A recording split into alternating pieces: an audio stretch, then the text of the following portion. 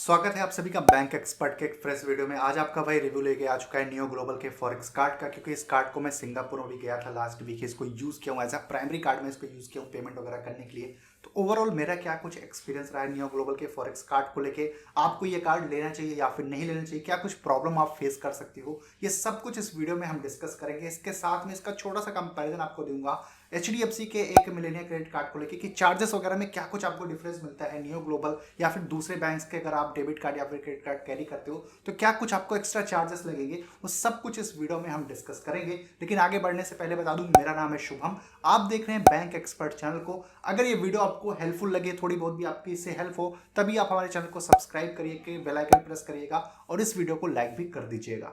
तो भाई सबसे पहले शुरुआत करते हैं हम नियो ग्लोबल फॉरेक्स कार्ड की लाउंज एक्सेस को लेके। तो इस कार्ड में आपको एक साल में 4 लाउंज एक्सेस मिलते हैं डोमेस्टिक वाले। अब जो मेरी फ्लाइट थी वो कोलकाता से सिंगापुर के लिए थी 10 दिसंबर को। तो कोलकाता इंटरनेशनल एयरपोर्ट पर ट्रैवल क्लब लाउंज बोल के एक लाउंज था। मैं जब वहां पर गया, अपना कार्ड मैंने नियो ग्लोबल दिया, उन्होंने कार्ड स्वाइप किया, 2 रुपए मेरे अकाउंट से कट हो गए। अब जो 2 रुपए कट हुए, बेसिकली वो नियो ग्लोबल आपसे चार्ज नहीं कर रहा, क्योंकि ये जो कार्ड है ये वीजा नेटवर्क पे है। तो वीजा नेटवर्क वालों ने 2 रुपए अपने चार्ज बेसिकली लिया। अगर ये कार्ड मास्टर कार्ड होता तो मास्टर कार्ड वाले शायद से 25 रुपए चार्ज करते हैं। तो भाई लाउंज एक्सेस मेरे को मिल गया, अच्छे से गया, मैं खाना पीना खाया लाउंज के अंदर में, फुल मस्त सा एक्सपीरियंस रहा। तो बेसिकली स्टार्टिंग इसकी इंडिया से ही हुई है लाउंज एक्सेस से। जो एक्सपीरियंस रहा है भाई बहुत ही सही रहा है, क्योंकि ये कार्ड आपसे किसी तरह का एनुअल या फिर ज्वाइनिंग फीस लेता नहीं है। उस केस में मेरे को लग नहीं रहा था कि इसका लाउंज एक्सेस काम करेगा। लेकिन भाई हम 2 लोग एक साथ ट्रैवल कर रहे थे, फिर दूसरे वाले बंदे के पास में भी सेम कार्ड था नियो ग्लोबल का, उसका भी काम किया और मेरा भी काम किया। तो काफी बढ़िया लगा मेरे को इंडिया के अंदर में।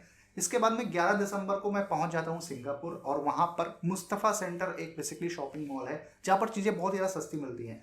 तो मैं वहां से शॉपिंग करता हूं, पहले अपनी इंटरनेशनल शॉपिंग वहां पे करता हूं, कार्ड को स्वाइप करके पेमेंट कर देता हूं $21 के आसपास।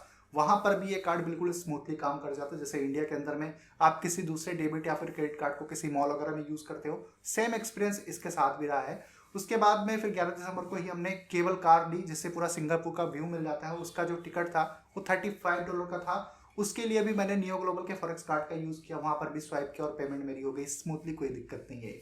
इसके बाद में मैंने दोस्तों 13 दिसंबर को एप्पल स्टोर से एक आईफोन लिया था। उसकी 94,500 रुपीज़ की एक हैवी पेमेंट थी, वो भी मैंने नियो ग्लोबल के फॉरेक्स कार्ड से की। सारी डिटेल आपको साइड में दिख ही रही होंगी। वहां पर भी कोई दिक्कत नहीं, कोई एक्स्ट्रा चार्ज मेरे से नहीं लिया गया, पेमेंट बिल्कुल स्मूथली हो गई। इसके बाद में और भी कुछ छोटी मोटी ट्रांजेक्शन्स हुई हैं मेरी, जैसे 7-Eleven में थी। इसके बाद में मैंने वहाँ पर फ्रूट जूस लिया था, जो ऑटोमेटिक मशीन होती है, $2 में फ्रूट जूस। और फिर मेरा जो होटल का कुछ बिल वगैरह था वो मैंने पे किया। तो बेसिकली हर जगह मैं नियो ग्लोबल फॉरेक्स कार्ड को ही सिंगापुर के अंदर में यूज़ किया हूँ। इतना बोल सकता हूँ कि अगर मैंने इस कार्ड को 10 बार यूज़ किया है कहीं पे, तो ये 10 बार एक बार में ही पेमेंट कर दिया। ऐसा नहीं कि मैं रीट्राई किया हूँ, 2-3 बार स्वाइप किया हूँ, टैप किया हूँ, ले नहीं रहा। एक बार में मैंने जैसे भी जो भी मेथड अपना, चाहे स्वाइप किया या फिर टैप किया, कार्ड बिल्कुल जैसे इंडिया में दूसरे कार्ड्स काम करते हैं वैसे ही ये कार्ड बिल्कुल सिंगापुर के अंदर में काम किया। 1% भी मेरे को दिक्कत नहीं आई। अब इसके बाद में 14 दिसंबर को मेरी रिटर्न फ्लाइट थी सिंगापुर से कोलकाता के लिए, लेकिन एक कनेक्टिंग फ्लाइट थी कुलालमपुर मलेशिया होते हुए। तो मैंने नियो ग्लोबल फॉरेक्स कार्ड का बेसिकली कुलालमपुर एयरपोर्ट पर भी यूज़ कर लिया। वहाँ पर मैंने कॉफ़ी और चिप्स वगैरह लिया था, वहाँ पर भी इस कार्ड को यूज़ किया, क्योंकि वहाँ पर करेंसी दूसरी हो जाती है, RYM करके कुछ चलती है। तो वहाँ पर भी ये कार्ड चल गया भाई। 130 देशों के आसपास में ये कार्ड काम करता है। तो सिंगापुर और मलेशिया में मैंने 2 कंट्रीज में इस कार्ड को यूज़ कर लिया। काफ़ी अच्छा एक्सपीरियंस रहा, काफ़ी बढ़िया तरीके से काम किया है। और साइड में आप मेरा बेसिकली ट्रांजेक्शन हिस्ट्री देख सकते हो। मुझे किसी भी तरह का एक्स्ट्रा चार्ज नहीं किया गया, ना ही कोई प्रोसेसिंग फीस ली गई है, ना ही कोई GST लिया गया है, ना ही कोई करेंसी कन्वर्सेशन फीस कोई एक्स्ट्रा चार्ज किया, कोई मार्कअप फीस चार्ज नहीं की गई है। सब कुछ आप देख सकते हो। मैंने जो पेमेंट किया सिर्फ वही मेरे को ट्रांजेक्शन में दिख रहा है, कुछ भी एक्स्ट्रा इन्होंने चार्ज नहीं किया नियो ग्लोबल वाले ने। ये चीज़ मेरे को भाई साहब बहुत ही सही लगी। आपको बस जस्ट एक रेफरेंस के लिए दिखा देता हूँ। मैंने एप्पल स्टोर पर ही एक 45,000 रुपीज़ की एक ट्रांजेक्शन की थी अपने HDFC मिलेनियर क्रेडिट कार्ड पे। तो आप इसका चार्ज देख सकते हो, इन्होंने 1609 रुपये चार्ज किया है। बेसिकली मार्कअप फी जो करेंसी कन्वर्सेशन फीस है वो बेसिकली 1609 रुपये इन्होंने चार्ज की है, और 289 इन्होंने GST चार्ज किया। तो बेसिकली 45,000 पे 2,000 रुपये का मेरे को सिर्फ इनको फीस एक्स्ट्रा चार्जेस ही देना पड़ गए। वहीं पर भाई नियो ग्लोबल के साथ में मैंने 94,500 का एक बड़ा अमाउंट ट्रांजेक्शन किया था, उस पर मेरे को कोई भी 1 रुपये का एक्स्ट्रा चार्ज देना नहीं पड़ा।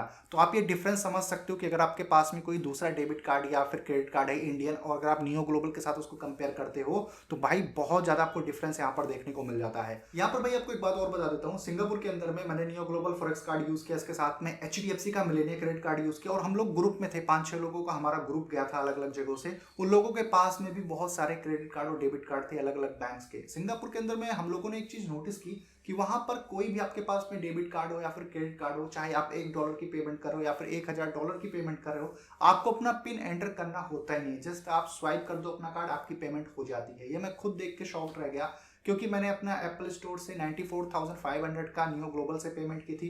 वहां पर भी मेरे को ना कोई ओटीपी एंटर करना पड़ा, ना ही अपना पिन एंटर करना पड़ा, पेमेंट हो गई। और HDFC कार्ड से मैंने 45,000 के आसपास पेमेंट की थी एप्पल स्टोर पर, उसमें भी मेरे को कोई पिन या फिर ओटीपी एंटर नहीं करना हुआ। तो जब भी आप सिंगापुर जाओ तो एक छोटी सी टिप है, अपना कार्ड वगैरह थोड़ा संभाल के रखो, क्योंकि अगर आपका कार्ड गिर जाता है, कोई इसका मिसयूज कर लेता है भाई, तब आपके पूरे अकाउंट के पैसे वो खाली कर देगा। उसको पिन एंटर करने की जरूरत ही नहीं पड़ेगी सिंगापुर के अंदर में। तो अभी मैंने आपको इतना सब कुछ बता दिया, अब बात करते हैं कैश विड्रॉल को लेकर। तो देखिए, नियो ग्लोबल फॉरेक्स कार्ड से भाई मैंने एक भी कैश विड्रॉल नहीं किया, क्योंकि मैं इंडिया से सिर्फ $50 लेके गया था, सिंगापुर डॉलर। वहां पर सिर्फ जो मैंने उनका MRT कार्ड, मेट्रो कार्ड लिया था, उसका $30 सिर्फ मेरे को कैश लगा था, क्योंकि वो कैश पेमेंट ही ले रहे थे। इसके अलावा सिंगापुर के अंदर में भाई कहीं पर भी मेरे को कैश की नीड ही नहीं पड़ी। बेसिकली हर जगह आपका कार्ड चल जाता है। जैसे इंडिया के अंदर में गूगल पे, फोन पे हर छोटी से छोटी, बड़ी से बड़ी दुकान में आपको मिल जाता है, वैसे वहां पर वो लोग कार्ड स्वाइप करने वाली मशीन रखते हैं पूरा, ठीक है। चाहे वो छोटी दुकान हो चाहे बड़ी दुकान हो, तो हर जगह आप कार्ड स्वाइप कर सकते हो या फिर टैप एंड पे कर सकते हो। वो प्रोसेस बहुत ही ईजी है, आपका काम हो जाता है। तो कैश मैंने विड्रॉल नहीं किया, तो मैं उसके बारे में मेरे को ज़्यादा एक्सपीरियंस नहीं है, लेकिन हर कैश विड्रॉल पे आपको ₹100 का एक एक्स्ट्रा चार्ज लगता है। बाकी ऑनलाइन आप कितना भी यूज़ कर लो, चाहे ऑनलाइन ट्रांजेक्शन कर लो, स्वाइप एंड पे कर लो, जो भी कर लो, उसमें आपको कोई भी एक्स्ट्रा चार्ज नहीं लगता है नियो ग्लोबल पे। अब यहाँ पर कुछ लोगों को जो प्रॉब्लम्स आती है, क्योंकि मेरे पास में पिछले वीडियोस में कुछ कमेंट्स आ रहे थी कि भाई नियो ग्लोबल इस कंट्री में काम नहीं करता, मैंने यहाँ पे यूज़ किया, काम नहीं किया। तो आपको बता देता हूँ, नियो ग्लोबल का जो सर्वर है बहुत मेंटेनेंस में जाता है, हफ्ते में 1 से 2 बार ये जाता ही जाता है, क्योंकि 130+ कंट्रीज के अंदर में नियो ग्लोबल काम करता है। तो हर कंट्रीज के अंदर में अगर छोटा सा भी कुछ चेंज होता है तो उनको अपने सर्वर में अपडेट करना होता है, उनकी सिक्योरिटी बढ़ानी होती है अपने सर्वर की।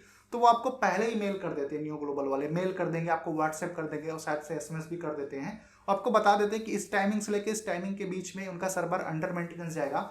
तो अगर आप उस टाइमिंग के अंदर में कोई कैश विड्रॉल करते हो, कोई ऑनलाइन पेमेंट करते हो, आप स्वाइप करते हो, टैप एंड पे करते हो, कुछ भी आप पेमेंट करते हो नियो ग्लोबल का कार्ड यूज करके, तब आपकी पेमेंट उस टाइम पर नहीं होती, क्योंकि उनका सर्वर अंडर मेंटेनेंस गया रहता है। तो मैं आपको ये रिकमेंड करूंगा कि अगर आपके पास भी नियो ग्लोबल का कार्ड है और इनका सर्वर जब अंडर मेंटेनेंस जाए, तो उस टाइम पर आप कोई ट्रांजेक्शन मत करो, या फिर आप कोई दूसरा अपना इंडियन दूसरा क्रेडिट कार्ड या डेबिट कार्ड यूज कर सकते हो अगर अर्जेंट है। नहीं तो आप उस टाइम को अवॉइड करो, उस टाइम के बाद में आप नियो ग्लोबल का कार्ड यूज करो। क्योंकि मेरे केस में भाई जितनी बार भी मैं इस कार्ड को यूज किया हूं, उतनी बार ये काम किया है। और अगर इसकी रेटिंग देने की बात है तो 100 में से मैं 99 इसको देना चाहूंगा, क्योंकि मैंने कैश विड्रॉल किया है, तो उसका पर्सनली मेरे को एक्सपीरियंस नहीं है। बाकी ऑनलाइन जितना भी यूज किया इस कार्ड को भाई, हर जगह काफी बढ़िया तरीके से काम किया। इंडिया में लॉन्च एक्सेस से लेके इंटरनेशनली कोई भी वहां पे पेमेंट करने तक ये कार्ड बहुत ही अच्छे तरीके से काम किया है मेरे केस के अंदर में। बाकी अगर आप लोगों का अभी भी कुछ क्वेरी है नियो ग्लोबल फॉरेक्स कार्ड को लेके, तो नीचे कमेंट करके आप पूछ सकते हैं। आपको भी नियो ग्लोबल का फॉरेक्स कार्ड अप्लाई करना है तो मैंने ऑलरेडी वीडियो बनाया हुआ, पूरा प्रोसेस दिखाया हुआ, तो आप यहाँ पर क्लिक करके देख सकते हो, या फिर डिस्क्रिप्शन बॉक्स में भी आपको लिंक मिल जाएगी। तो बस दोस्तों, इस वीडियो में इतना ही। मिलता हूं मैं आपसे अपनी अगले वीडियो में।